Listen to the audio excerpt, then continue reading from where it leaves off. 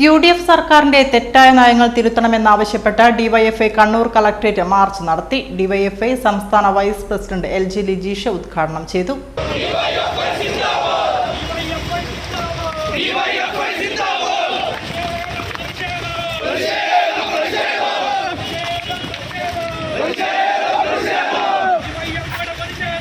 കരയും കടലും ആകാശവും കോർപ്പറേറ്റുകൾക്ക് അടിയറ വയ്ക്കാനുള്ള തീരുമാനം ഉപേക്ഷിക്കുക, വീര്യം കുറഞ്ഞ മദ്യത്തിന് നികുതി ഇളവ് നൽകിയ ബജറ്റ് തീരുമാനം പിൻവലിക്കുക, സർവകലാശാലകൾ RSSന് വിട്ടുകൊടുക്കുന്ന തീരുമാനം തിരുത്തുക തുടങ്ങിയ ആവശ്യങ്ങൾ ഉന്നയിച്ചായിരുന്നു മാർച്ച്.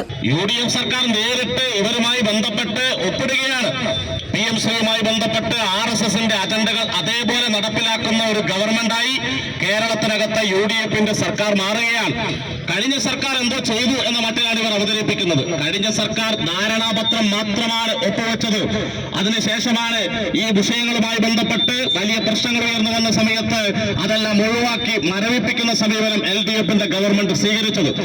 ഈ ഗവൺമെന്റ് അധികാരത്തിൽ വരുന്നതിന് മുമ്പേ എന്തെല്ലാം കാര്യങ്ങളായിരുന്നു നിങ്ങൾ നാട്ടിലും അതുപോലെ സമൂഹത്തിനകത്തും പ്രചരിപ്പിച്ചത്? ഞങ്ങൾ വന്നാൽ ഇതെല്ലാം അറബിക്കടലിൽ എറിയുമെന്ന് പറഞ്ഞു.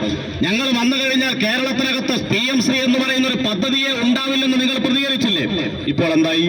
PMശ്രീ പദ്ധതിയെ വളരെ ഇരുകൈയും നീട്ടി ഒരു പ്രയാസവുമില്ലാതെ ഇവർ സ്വീകരിച്ചു കഴിഞ്ഞു. മാർച്ചിനെ നേരിടാൻ കളക്ടറേറ്റ് പരിസരത്ത് വൻ പോലീസ് സന്നാഹമാണ് നിലയുറപ്പിച്ചത്.